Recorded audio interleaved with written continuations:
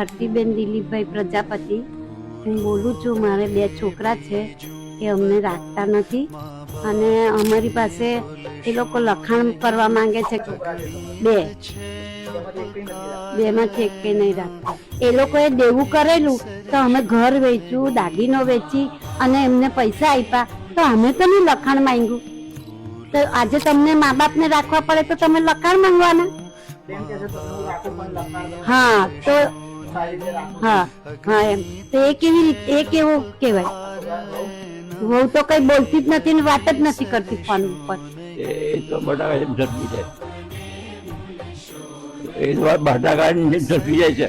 પછી તો કઈ બોલે જઈએ ખાલી છોકરો વાય બોલાવડા, છોકરાને જ આગળ કરે છે.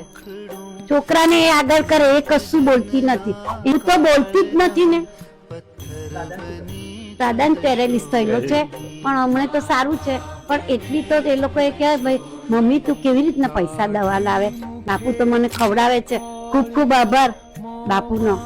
તો 2 મહિનાથી આજે મારી દેરાણી મરી ગઈ ને 2 મહિનાથી આ નંદોય મરી ગયો ને 1.5 મહિનો થયો તો મારા છોકરાએ ફોન નહીં કર્યો કે મમ્મી આવું થયું છે એમ. બીજા તરફથી મને ફોન મળ્યો તો હું શું કરવા જામ? કેમ ના જામ? કેમ કે બાપુએ મને આશરો આપ્યો છે. બાપુનું મેં ખાધું છે તો બાપુની ઇજ્જત ના રાખું? જેમ છોકરો રાખતો હોય તો આપણે છોકરાની ઇજ્જત રાખીએ.